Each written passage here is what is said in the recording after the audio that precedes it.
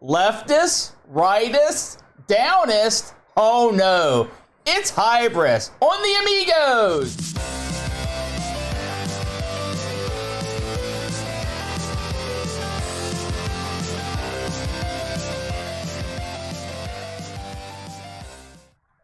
Hello everyone, welcome to my new nightmare. Welcome to the Amigos, Everything Amiga podcast. I'm your good pal, Amigo Aaron, joined by a man, every time I see him in this seat, I know it's bad times, filling in for the boat again this week, it's the Brent. Yes, and speaking of boats, we might need one soon as the floodwaters are rising. It's true. And we're playing a little bit of Hybris. It's true, because as we record this, folks, typhoon scumbags rolling through Hurricane, West Virginia. It's a hurricane in Hurricane. That's it. And we're going to just keep on trucking. You may hear some weird noise, you may hear some rainfall, but just remember, that's special effects performed by an Amiga. I swear it is. Please help me, I'm kidnapped. That's right. So listen, before we get into the Hybris this week. Oh, yes. Now, we don't get to talk to you too much about your Amiga history, the Brent. Yes. But you were there with me. We both had the Amiga. We were hanging and banging. Until you took it away when you went to college. Well, I know. It wasn't that long. Well, but anyway, so, when you first, because you were a console kid, you had consoles before we got the Amiga. Absolutely. What was your impression of the Amiga as a game-playing machine, given your background? What'd you think of the old girl? It's all right. Uh-huh. No, here's the thing. It's tough coming from Nintendo and Super Nintendo into a computer console, mainly because of load times. That was the biggest draw for me. The games were fun, the graphics were fine, the sound was amazing, but those load times, especially a game like Three Stooges, it just beats you down and it just keeps beating on you the whole time. Yeah. It's funny because here we are in 2023 as we record this. Life is good, fellas. We got WHD load. Yeah. You got virtual floppy drives with a quick quick run. Yeah. You got everything you need. If you remember, or I'm sure more than a few remember, back in the day when you had to load this stuff off disc, and especially if you were playing something like Body Blows, or Street Fighter 2, something like that, you sit there forever. And Three Stooges is the perfect example of a game that just you loaded in between every screen nonstop. It was a huge pain in the butt. But we enjoyed it. And luckily for us, because you were also around when we had the Coco, and we used to load stuff off tape. Do you remember loading stuff off tape? But there's a few differences, right? Yeah. Here's the thing with loading off tape. When you load it off tape and it worked, it was the greatest feeling of all time. Yes, it was. Okay? Yeah. And if a game was crap and you didn't know it was crap until you loaded it, you still played it for 2 hours. Yeah. Because you were like, man, this took like 30 minutes to load and it failed 7 times. I'm playing this. Yeah. It's funny. We were lucky because we had the Coco. And the Coco loaded stuff pretty quick. It was never more than a minute or so. Oh, yeah. It wasn't like the Ataris. And the Ataris, the ZX, these other machines, the C64, you could sit down for 15, 20 minutes and load something. And we never really had to go through that, thankfully. Blue Max never loaded on the first try. Yeah, that happened a lot back in the day where you were having to load stuff over and over and over. The good thing about tapes is you could also store like about a million games, but then you had to go through the process of actually trying to find out. Write down all the counters. Right, yeah. And then you had to make sure you reset the thing. And I always screwed that up, and you have to go through and try to reload stuff again. And I'm sure they did that over in Europe as well. When they bought a game, it only had the one game on there generally. Sometimes you'd have more. Yeah. But we would make our own. And then, of course, you get the old double stereo tape decks, copy those suckers up. I remember when I went to karate, there were people that had tapes for the Coco. We would duplicate them while we were doing the karate. It worked out great. Come home with a bunch of new games. Oh, yeah. But man, when I got that disc drive, that was a good day. That was a day. Yeah, that's a game changer. Now, do you have any particular memories of what your favorite Amiga games were when you Dragon's Lair?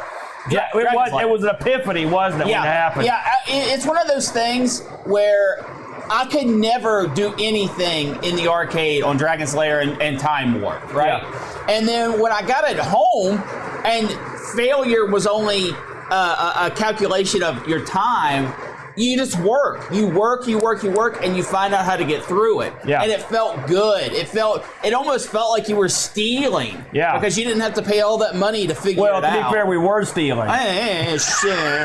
I own it now, so everything we ever did before was cool. That's it. That's the new rule. If you buy it now, all the piracy you put together, it's all null and void. I'd have to fill this house and several other homes with discs. Pull that trick. Well, with all that said, Brent, let's get into it with a little bit of the old hybrid.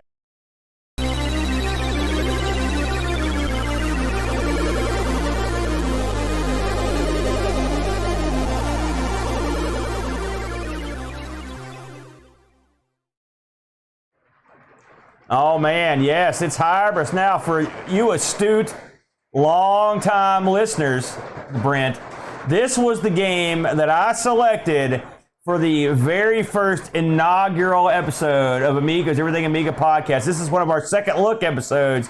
And if you're going to look at one twice, this is the one because it's so long ago. It's funny now. I miss Bo because only Bo could understand this, but you probably remember. I don't even know if you knew what we were doing when we started the podcast, or even knew we were doing it. Did you even know we were doing it? I didn't question what you guys were doing alone in the basement of John's house. Well, that's thank you. Yeah, when we recorded this, I mean, me and you had recorded some shows. Classical Gas. And what a disaster. It never went anywhere. We didn't care. And so I just assumed that this would do the exact same thing. So I'm surprised to be sitting here today. Let's just put it that way. So let's talk about the Hybris. This was released in '88. One disc, Brent, and it was developed by an outfit called Copcom. Copcom only did this on the Amiga, this and Battle Squadron. I looked into Copcom. It was founded in '87 by Martin B. Pedersen and Torben B. Larson to make Amiga games. It said, from what I found out, Pedersen started out with a ZX81 and then switched over to a ZX and eventually moved over to an Amstrad before he rolled up to the Amiga. Because he thought the Amiga would have enough jack to do games that they thought were going to be really good, and that's why they started looking at the Amiga in '85 or '86. This was their first Amiga title, if you can believe that. Wow. The publisher of this is Discovery Software, and Discovery was an American outfit. Listen, if you're going to only publish 3 or 4 games for the Amiga, why not make them awesome? They did Zoom, they did Ultra Ball, they did Arkanoid, your personal favorite, and they did Sword of So Freaking Damn, which I also love. So Discovery, for a little as time as they were around, they did some good stuff. The Discovery wasn't around that long.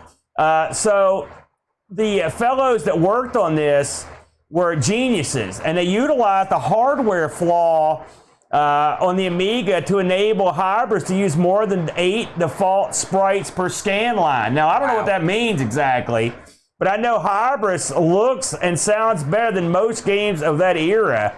And so I'll give them that. They also, these guys, get this. You ever heard of the Hugo the Troll TV show? Yeah, I know of Hugo as a character. So this was a show that ran over in Europe. I think it's like, it's Danish or whatever, but I've heard people talk about it. I guess it got around. These guys worked on that show. Same guys. So not too bad. They had a hand in a lot of good games back in the day, and I think this one here is an outstanding game. And I should mention the other big title from these guys was Battle Squadron, which is sort of the successor to this. Another outstanding game that we've covered. You don't like Battle Squadron? Battle Squadron is great.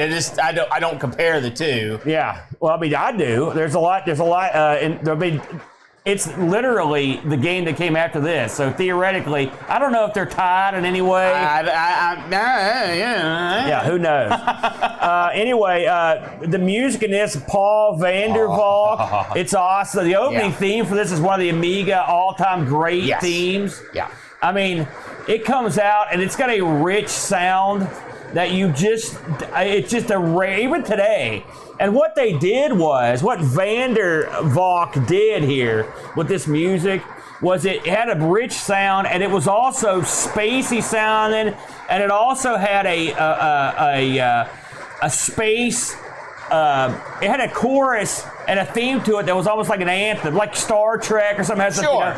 And that's not easy to do. And so he combined all that into a really great, rich song. Yeah, I mean, it's obvious this guy knew what he was doing from a composer thing, not relating to video games. And then he moved into the video game world where he made this incredible theme. Yeah, he a real superstar on this one. And so let's get into the game itself. Hybris is a vertically scrolling shoot 'em up. I would say if you were going to compare Hybris to an arcade game, I mean, you could compare it to a lot of the just old school shoot 'em up games where you go up and down across the screen. A Raiden type, slap fight, maybe like a 1943 or something like that. So believe it or not, this thing's got a backstory, which I've got it written here. So I'm gonna read this. Okay, this is out of the manual here. It says the manual is written at the beginning of it. It's written like you're getting a memo or a communique. Yeah. Okay. It says, Interstellar Memorandum, Classification Priority 1, to the Command Center, Planet Earth, from the Space Station Hybris. We have begun our scheduled orbit of planet Jurica. All attempts to communicate with the Earth colony have yielded no results. 2 pilots have been chosen for the mission, J.P. Lovett and K. Lovett. Both are extremely well qualified and have explicit instructions to remain on the planet till they find the colony, whatever the cost. Due to great distance between Jurica and Earth, we will continue, we will continue, Earth's better, we will continue to forward transcripts. And so if you go through this thing here, it's got little transcripts from the different things. So basically your job in this is to go and rescue some people that are on the planet. That's the goal. The game is broken up into 3 long levels, and I mean long, brother. They're fairly long. And each level will consist of 2 boss battles with the same boss. You basically fight him once. I guess you sort of injure him. He retreats for a while, and then he goes off again. The first level of the game is a sort of a jungle level where you're going through like a forested area and like a desert. The second area is over water. Yeah, waterways. And then the last area, the rarely seen third area, is almost like an organic level. It's real weird. It looks like there's a lot of the bad guys on it. It's organic. It's Geiger Yeah. style. So before we get too deep into this thing, Brent, I know you remember playing this one from back in the day. Oh, yeah. And you played it this week. When you first saw Hybris, did it leave an impression on you? Did it do anything for you? Musically. Yeah. I mean, it's got a tune that will stay with you. Yeah. Is the game visually impressive? Heck yeah. Not saying it's not. Yeah. But it's not something that's going to blow your socks off. This isn't one of those pull out to impress your friends visually type game. Where this game really shines is its playability. Well, it's funny because I pulled this out to impress my friends when I first got when I had the Amiga 1000. I'm sure I've mentioned this story on the show, but I had my friend the Chud, over the house we used to play games all night. He'd go home like 6, 7 in the morning. Right. And one night I had just gotten the Amiga, and he was killing me for buying this thing. Amiga, because it wasn't a DOS-based machine. He was just killing me for it. And I'm like, listen, I know you like shoot 'em ups. I'm going to put this game in here and let you give it a shot. And I put Hybris in because the Amiga, amongst a lot of my friends, had this rep for being a machine with great openings and a great cinematics. But when the game went down, it was just the same old stuff. That was sort of the take on it. And when I fired this up for him, he grabbed the stick. And he just didn't say anything, and he just started playing it, and he played it till I fell asleep. And when I woke up, it was morning, and he was still playing it, and his eyes were bloodshot, and he looked at me, I swear to God, this is a shoot. He goes, how much do you want for this Amiga? That's what he told me. He was ready to buy the Amiga to play Hybris. He loved it that much. Yeah. Well, and that's the thing. When you play Hybris, you can definitely get that kind of vibe. Sure. It plays so smooth. Oh, and it's... For as early in the Amiga career as it was, it's still one of, if not the best shooter. Well, I wouldn't call it I think Hybris has a lot going for it, and you got to remember the Amiga. I mean, saying the Amiga debuted in '85 is wrong. I mean, it did, but it didn't. No one had one. Right. So you're saying really the earliest people are going to have these things is '86, and this came out in '88. So the Amiga only been around for a couple years. Yeah.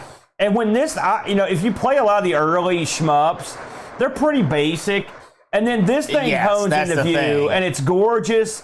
It's got music and sound effects. They did a very clever thing in this with the music, where like it would cut out, and they would cut out channels where to play special effects and bring the music in, and it worked great. Yeah. It was a brilliant thing to do. So not only did they have the opening theme, then they had a theme that played through the levels as you played it. I think it only had one theme for all the levels, but still having anything was something. And then on top of that, it looked like an arcade game would look in the earlier 80s. Yes. Now, in 88, probably not. But this looked like something you would have played in an arcade, say 83, 84. Oh, no, even later than that. I think you're forgetting how bad things were in 84. I mean, it looked like, my point is, it looked like something that you could say, hey, this is an arcade look to it. It played like an arcade game. There was a lot of nuance to it that you didn't get in a lot of shooting games. For example, I love it that you could upgrade your ship. Yes. You could actually downgrade your ship if you get hit right away, and the ship you start off with actually goes down. And then in total, there are 5 levels of ship you can get. Yes. And if you get the last level of ship, it's outstanding. It looks like a giant iron butterfly. It also can shoot frontwards and backwards with these big lasers. Every time you upgrade your ship, it upgrades the ship. It's a look. Yes. It's not just like a special laser. Yeah. Your ship changes. It gets bigger and cooler looking. The bullets get more powerful. On top of that, the game had what you would expect, which is smart bombs, which are handy. But you also had the ability to change the layout of your ship. Yes, the transformation. Which is really cool. Yes. And it will let you... And unique depending on what power-up you roll. Sure, absolutely. And what this would do is would give you a different spread on your bullets. It would give you different ranges. It was great. And it was really something, I don't think I'd seen that up to that point before. It also had another thing it had that was really unusual to me is occasionally you would shoot something and this electric ball would bounce back and forth across the screen. This thing didn't hurt you, it helped you. It would, if you run into it, it would give you a certain amount of invincibility for a while, which was really cool. I thought that was a neat angle. And also, there were little hidden prizes throughout the levels that you could get. Pepsi cans. There was like it looks like something like a floppy disk and a banana and a pear. Some pretty weird stuff. The enemies in this are what I would call upgraded basic enemies. They, unlike, say, something like a Blood Money, where you just had random shapes and just sort of zoomed around in patterns, these were things that sort of looked like they could be alien ships that bounced around in patterns. Well, no, you're selling this way too short. Each enemy type had its own unique color, and its own unique attack pattern. And there was part of playing the game and learning the game and getting better at the game is you started to recognize attack patterns from different types of ships. Yeah, that's that was very important. Yeah, it was. But I'm just saying, I would say this was at least 1 or 2 steps up from something that just had generic shapes coming at you. But it's not like this isn't something like you'd say, you would see in Raiden, where there were ships. There were multiple sets of ships with multiple patterns, plus other stuff going on. No, I disagree. I think this is on par with that type of shooter. Okay, wow. Well, there you go. Because it wasn't like there were only 2 or 3. There were literally 8 or 9 different ship types, and each squadron had their own patterns. Now, it would have been nice for each individual ships to have like 2 or 3 patterns to kind of keep you on your toe. Yeah. But I think they did an excellent job with that. So you were happy with the bad guys? Sure, because you get full squadron kill bonuses, which I love in shoot 'ems. It's something that really needs to be in more. And so it really makes you fight to kill that last guy. Yeah. It had ground forces, and it does something I love. Most of the ground forces are behind shields. Yeah. So you can't just shoot them head on. You have to kind of maneuver around their shields to shoot at them. Because it makes sense. Right? I mean, they had enough, this alien race that you're attacking had enough time to set up defenses. It makes sense. The terrain is multi-leveled. Yeah. It's not like you fly down into the terrain, but you can actually see where there are cliffs, and sometimes a gun might be down in a ravine or up in a cliff, and it makes sense for their placements. Yeah. It's an illusion that works. Yeah. This is just... Is Hybris flawless? No. It's got two major flaws. I don't know if you want me to get into that yet or not. Well, we might as well. What did you have a problem with? Major flaw number one, too short. Yeah, too short. I mean, it's 3 levels. 3 levels. That are long levels. They are long levels, but it's too short because you can play through the entire game, beginning to end, in less than 30 minutes. I mean, did you get that far? It doesn't matter. Yeah, but did you get to the second level? I definitely got to the second level. Did you ever get to the third level? I don't think so. At least not this week. So I can't talk about my previous experience. I rarely get to go to the third level, but I did get there. And you're right. I wish there were more levels, and the levels are super long. And one of my complaints along those lines, why I butted in, not just for no reason, is because they need to split these levels up. Really, I think you could have split these in the 2 levels. Well, because it's tough, and I know there's a sort of a semi-split there. 1-1-1-2. But that's a long way to go to get all the way. I mean, each level takes a good 10 minutes to get through. Yeah, each level's about 10 minutes Now, long. luckily, when you die, they don't take you all the way back to the beginning of the level because you would jump off a cliff. No, there are checkpoints. But there's somewhere, places along the way where they'll start you back. But even then, it can be especially if it's a boss. The first boss in the first level, when you die, it sets you back a decent amount of way. Yeah, a little bit. So that's one thing I'd like to have seen, something with a little shorter levels. But the absolute biggest unforgivable sin of Hybris, not enough unique bosses. It is imperative for shooters, especially when you have all these little squadron ships flying around of all these different styles and different colors. Yeah, I could line off all the bosses up and all the midway bosses, even though the midway boss and the end boss is the same, and they're basically the same between levels. Incredibly disappointing to get somewhere and be like, oh, I've already killed this guy. Why am I killing him again? Well, I mean, you get three sort of different bad guys. No, you don't. I mean, they're different. They are different, though. They're 3 different bad guys. You fight twice. I guarantee I could line up 3 bad guys and you couldn't tell me what bad guy went with what level. That still doesn't mean they're not different. That just means I don't know which level they were on. No. Boat's got the same problem with this. I mean, you got to understand, so the boss battles were not something, they weren't always commonplace, even at home. Now, in the arcade, they were, and the consoles, they were. I understand what you're saying. I mean, Silkworm, and you know how much I love Silkworm. I know. Silkworm has the exact same problem. It has 2 bosses. It's got on the Amiga, bosses. It's got 2. I think the arcade, I'm not sure it's 100% the same. But even with those 2 major flaws, and those aren't flaws, the game isn't flawed enough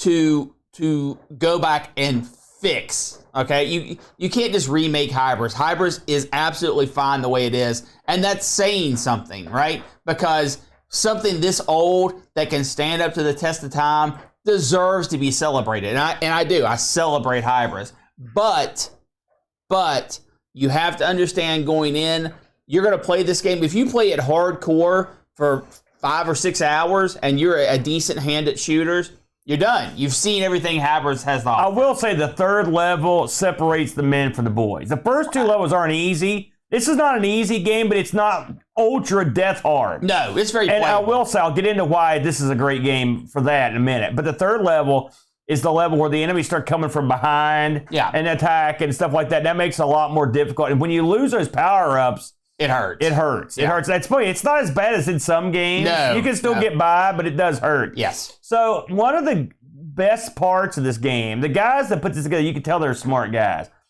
For years, we never knew this, ever. I learned it only in the last few years. Okay. On the title screen where you pick your pilot, by the way, it gives you the choice of the man or the lady, but as far as I can tell, there's no difference. No difference. If you hit the space bar there, you go to the options menu. Okay. And the options menu in this game is outstanding. It doesn't just give you your pick of up to 9 men It lets you pick how long between power-up ships. Yes. It lets you pick how the distance, how much time between when the enemy fires, the amount of enemies on the screen. It really lets you get in there and tweak. It really lets you tweak it. And so what you can do is you can go through this thing and really set it up to your skill level. I mean, you can make it dirt easy. You go through there, just crush it if you want to. And there are plenty of cheats in this. It's got built-in cheats to make yourself invulnerable, whatever, if you want to go that route. But I mean, if you want to actually try to play the game, to learn how to play the game, this will help you. You can slow things down a little bit, which is nice. And I wish every game like this had those sorts of options. Yeah, it'd be nice. Ultimately, between the graphics, the visuals, the sound, the options, and the ship configurations, I think this is one of your... I mean, is this one of the top Amiga shmups? Absolutely. Yes. It's in the top tier. Yeah. I mean, and there's maybe 6 I would put up in that area. I think this one is a big winner. Now, when this came out, the Brent, you probably are asking yourself, I wonder how this thing did in the old mags. Well, the Lemon score for this is a pretty lofty 8.39. It's pretty high for Lemon. The magazines at the time, Amiga Computing gave this a 91. Amiga Resource gave this a 21 out of 25. That stupid scale. AUI gave this a 70. I don't know what they wanted. That's low. Yeah. ST Amiga Format number 9 gave this an 82. These scores are actually lower than I would have guessed. No, I think these are all fair except for the 7. One gave it an 88. The average magazine rating 85. $85. 85 points. 85%. I think that's low. I think this is an A title, and I think that's low. Now this game, if you stack this up against a game like Banshee, for example, the AGA shmup, which everybody loves, they share some similarities, especially on the water level, where neither one of them have animated water. That always bugged me. I wish they did have that, but I mean, these guys are already doing crazy stuff with the hardware. What more do you want? Yeah, well, I'm just saying, if we're going to have water, let's do something with it. Yeah, there are splashes, and Banshee's the same way. But I prefer this game to Banshee any day of the week. It's a lot more playable. The music's great, and also I just think it's a more fun game. Yeah. Banshee's so dark. That's one thing that always bothered me. And people have to keep in mind that this is on the OCS. I mean, this is basic. This shows me right here that the OCS was underutilized. Oh, yeah, absolutely. We did get some incredible Discord action. We got a lot, actually, the Brent. If you'll indulge me, I'll roll through some of these. I will. We'll start off with our good buddy, the Soup, Lord Soup. He says, a Battle Squadron is an also ran to Hybris for me, which that makes sense considering Battle Squadron came from the same folks. Battle Squadron is great, but Hybris for me is the best vertical scrolling shmup on the Amiga. Yes, I'm counting Swiv too. You have to kind of get on a roll with Hybris, as the power-up system is a level-up system rather than pickups. You get levels 1 to 5 with a secondary attack mode for getting those pesky shielded ground targets. You also have holy moly overkill shoot zap mode where your firepower goes mad.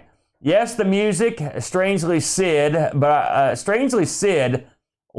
I love it. Loses a couple channels when you are zapping and blamming. Yes, the graphics could be better, but I love this game.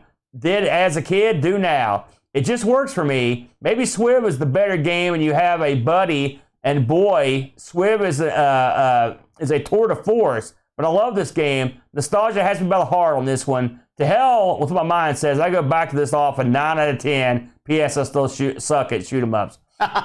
David Hearn, writer. He is a true writer, by the way. I've read the book. Hybris is fun, well-designed vertical shooter, giving Amiga users an arcade experience at home. Back then, I remember the cool intro tune, natty loading screens, and funky attract mode pulling me in. It only got better as the first level loaded with a futuristic sound, and my ship took form and blazed across a desert world, blasting alien ships and ground installations into the ether.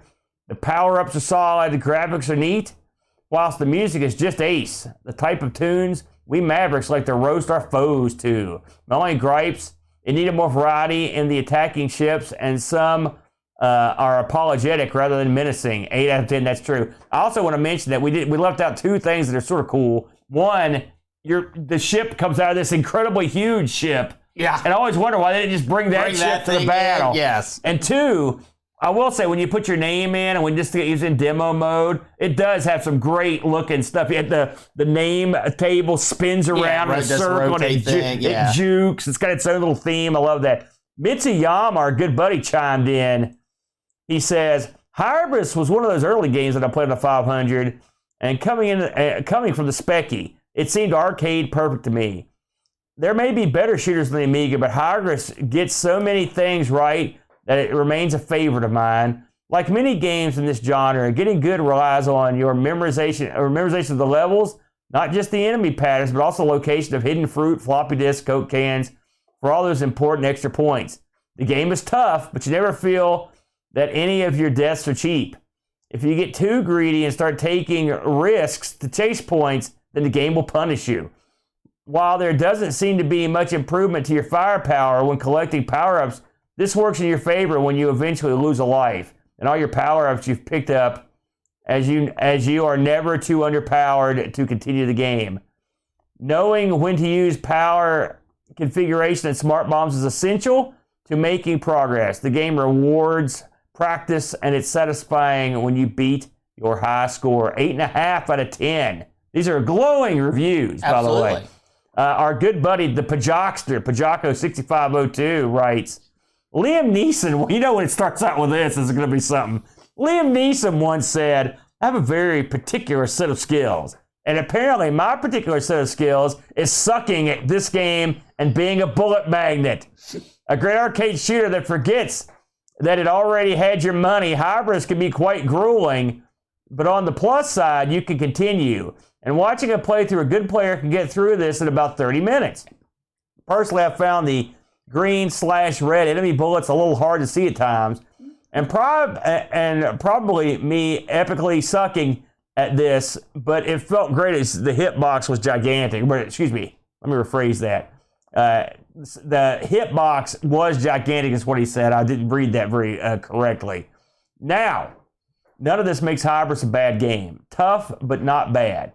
I couldn't quite gel with it, and so sadly, I don't think I could go back to it out of choice, but would give it a go at a convention. He may do that because I think he's coming to town. My only actual complaint is having to sit through the ship intro sequence every time you die, which for me was a lot. Music is awesome, graphics are great, and the ability to mix up your ship with add-ons is a really nice plus, although makes for an easier target, but also acts as a shield of sorts. Yeah. Definitely worth checking out if you like tougher shooters, a solid Amiga game, 7 out of 10. And finally, our own Alien Breeder, a.k.a. Alan Breeder. I believe you've called him a few times. Alien, right? You think the guy named Alien Breeder would be all up in this. Well, I don't know. You're beating up his guys. Hybris is an excellent point. Well, I guess they're all aliens. Great review, Aaron. Hybris is an excellent game that I remember being impressed with back in the day. The graphics were impressive, but the scrolling really made this look and play great. Oh, yeah. The build-up, upgrading system was pretty innovative and adds a nice element to the gameplay. I give Hybris 850 top bananas out of 1,000. That's a rough scale, the top banana scale. Overall, Brent, any final thoughts on the old Hybris? I think this is a game you can go back to and always have fun. Yeah. And that's tough to say from games. I think it's a very fair shmup, and I enjoyed going back. Even though I did not get to spend a ton of time with it this week, I had enough time to remind me of why I enjoy playing Hybris. I played it tons. I played it more than any other games we played this week. Well, that doesn't say much. It's double awesome. I never can get enough of it. And that's why I picked it for our very first show, because I wanted a surefire winner. And I like it as much now as I did then. It's aged well. Oh, yeah. It's a great game. Absolutely. I should mention that if you'd like to pick this up, it's funny. Someone posted this on the Discord. There's a copy of this right now in the USA, by the way. You can get a box copy with a little rip in the cover for $14 American, not counting shipping. Money well spent. Trying to keep myself from buying this thing because I'm a big fan of our original game, and it's still fun now, the old Hybris. Are you a sketchy tech? Do you have the right tools for the job? Have there been incidents? Next time, don't try to fix it yourself. Send your broken Amiga to Retro Rewind. Get a full diagnostic, a reasonable estimate, and the peace of mind knowing that your machine is in the hands of real technicians with decades of experience and cutting-edge repair equipment. Save 10% off your repair with the promo code Amigos10. Thank you to RetroRewind.ca for supporting this episode.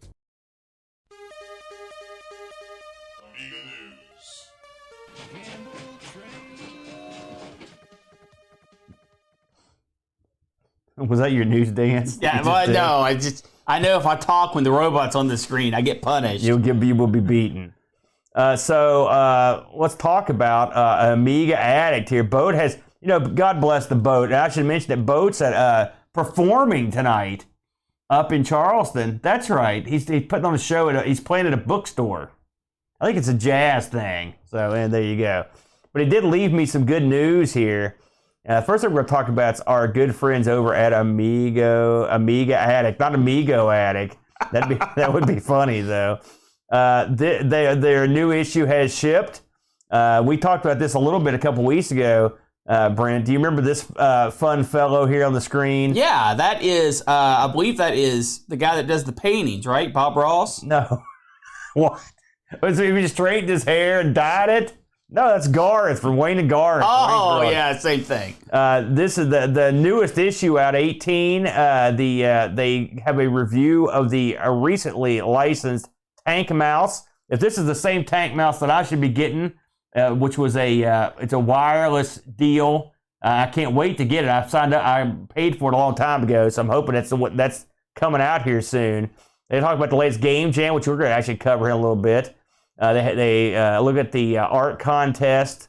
They talk about the new port of Wonder Boy. You ever play Wonder Boy? Oh yeah.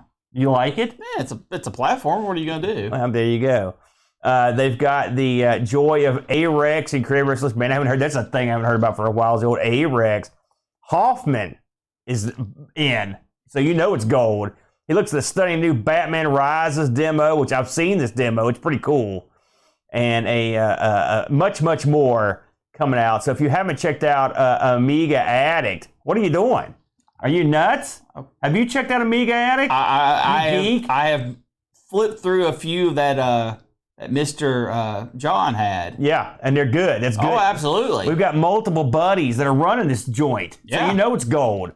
Amiga Addict. If you're interested, check out Amiga Addict. Please visit them over at amiga-addict.com. Listen, you could have the actual hardcover. Well, it's not hardcover, but the actual magazine, the physical magazine, they'll deliver it to you. All points. You can also buy this in stores. I've been told you can even get it in stores in America, but I've not seen it. But I know in the UK you can get all the place in Europe. You don't see a lot of hardcover magazines. Have they ever had one? Would you shut up? And then also you can get a PDF of this too if that's your bag. So check that out. Damn. I know. Listen, it's 2023. That's the way it rolls. So here we've got a new game, Geo's Quest 2. This is from Indie Retro News. In Search of Queen Lorraine.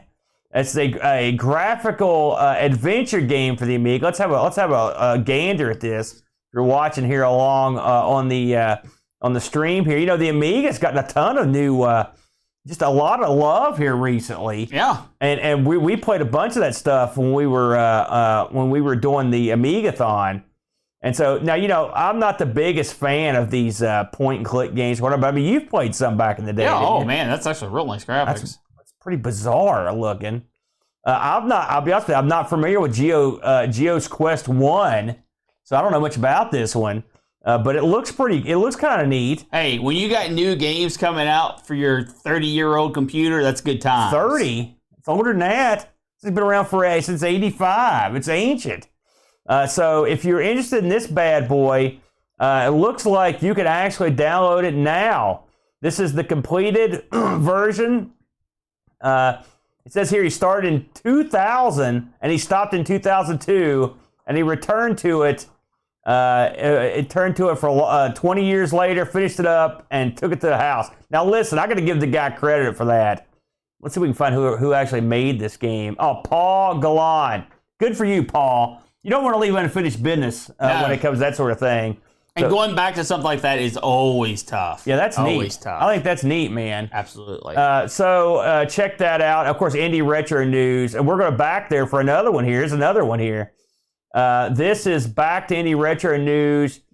Temptations, an updated Amiga 1200/CD32 port demo of an MSX game released in '88. Now, I'm not... That's a lot to unpack right there. I'm not super schooled on the MSX. I love the MSX stuff. I like that. That's a heck of a machine. It's okay. And over here in America, like, no one hardly talks about it. It's a few people. And every time I've played it, I've had a good time. I've played it on stream a bunch of times. So let's see what we've got here. Aside from, it's hard to tell just from looking at these, but this looks like some sort of, let's see, shooting platform where you play a monk. Sure. Look at that, that's crazy. We know often monks, they're known for their violence. Let's see what the Indy says here. This is an updated demo of the work in progress. According to the developer, this is a red pill Amiga conversion of a game from TopoSoft, which I've never heard of.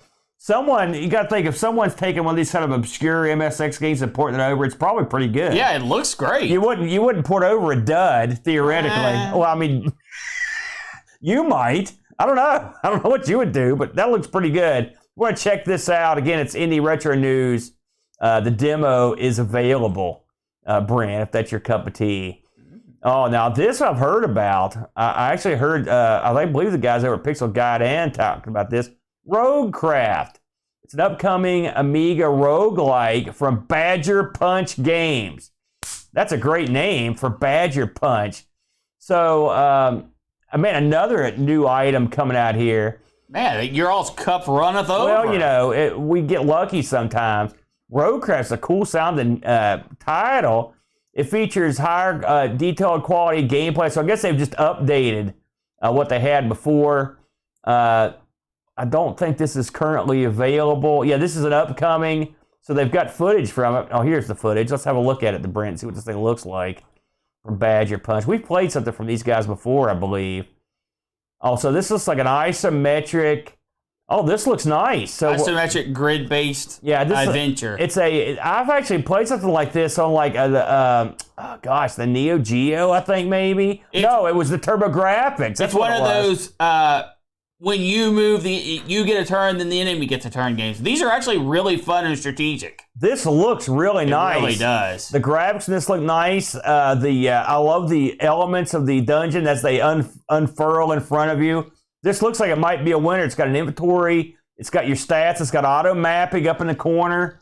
Very nice. So this is definitely one to keep an eye on from Badger Punch Software. Oh, there's a release date on this. Let me see what they've got here. In 2023. So coming out sometime this year. There you go. So flip over to Indie Retro News and check that out. We love Indie Retro News.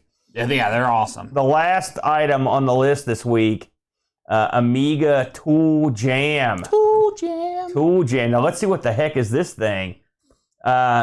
This is the opportunity for Amiga software developers. It's a software development challenge which runs for 6 months, and the goal is to create new and interesting tools for the Commodore Amiga. So I guess you're going to be making utilities. Yeah. Software that has GUI, commodity stuff. They've got a bunch of rules here. Do you think you could ever do anything like this?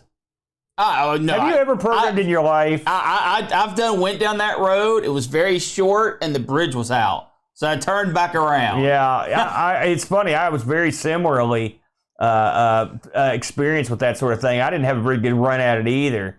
The Tool Jam, it runs for 6 months. It says here it starts in 1 month, 27 days from the time of recording. This is March 3rd.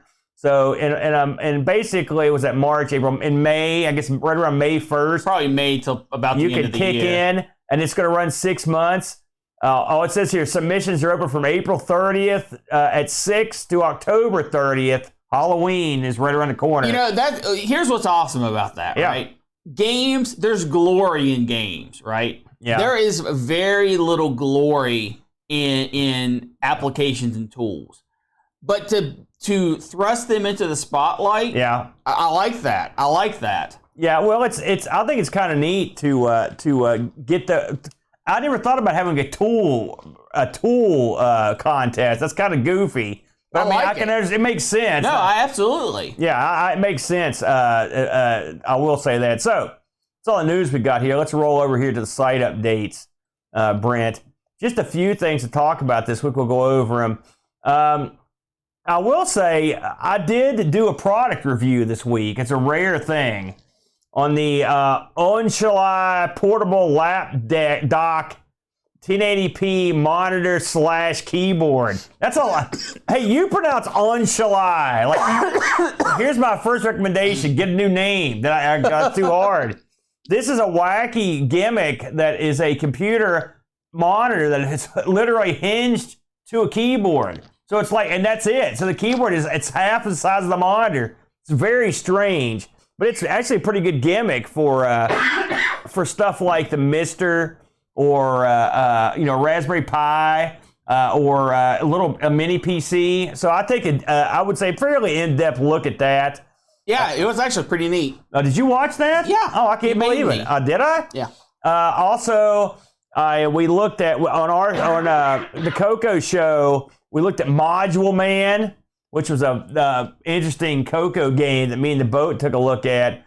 And then lastly, Brent, tell the people what we were getting up to at D-Makes on ARG this past week. We looked at D-Makes on the D-Make show. What did you think of the D? How did that thing? How did you get along with the D-Make show? I thought it was a fun show. I think the games we played, one of them was better than the other one. Let's say. Which one did you think was the best? Well, obviously the Mirror's Edge 2D was better than the That's right. Atari 2600 Portal. Correct answer. Flip it over to the Stream Team channel.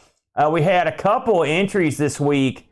I did a stream on the original Xbox. Man, did I have a good time playing that last week. It was so much fun. Yeah. There's so many great original Xbox titles, and you never hear anybody talk about the old Xbox, much like the Wii. I had a good time, so if you want to watch some old Xbox stuff, check me out. And then Sprite Castle, I give Rob credit on this one. You know, Rob's one of these van life guys.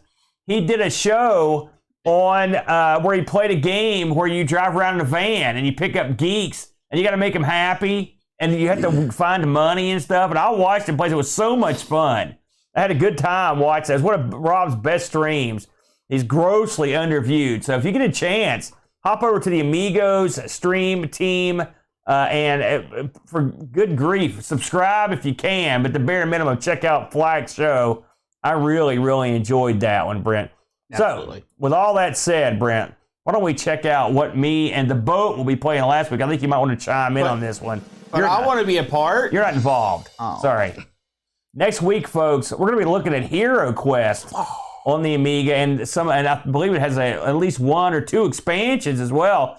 Now, Hero Quest, I assume this is based on the Hero Quest board game. Assuredly that I've played multiple times. In fact, I owned a bunch of Hero Quest stuff for a while. I ended up selling it to my buddy, who was a big fan. It's funny because he's the one that gave it to me in the first place.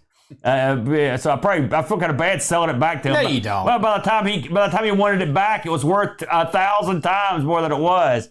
Heroes Quest is a game that is very expensive. It's sort of like if D&D was a board game and the modules were expansions. That's the best way to describe it. It's one step up from Dungeon if you ever played that, but it's not up to anything past where it's at. Like there's stuff now that have came out that is way more D&D like, and you could probably name a couple things. Yeah, I mean Hero Quest is a bit of a slice in time, but it is you can go back and play Hero Quest right now and have a great time. Man, the very legendary Amiga Cammy's in the chat with us. And she just writes up, Hero Quest is the greatest board game ever made. That is high praise. And so if Cammy's saying that, it's gold when it comes to the Amiga. That'll be a lot of fun. And I know Boat is looking forward to this one as well. And we want to give a shout out to the Boaster, and we'll see you next week when Boat gets back to town. So, with all that said, thanks for joining us this week. Did you have a good time filling the big chair? That's the same chair I sat in on Which you AR. don't tell people. It's a big chair like a throne. Oh. Brent won't Man. Whoever rules this kingdom sucks. Would you shut up? Oh. Brent won't be coming back, everybody. Oh. Take it easy, everybody. We'll see you next week. And until then, adios. Adios.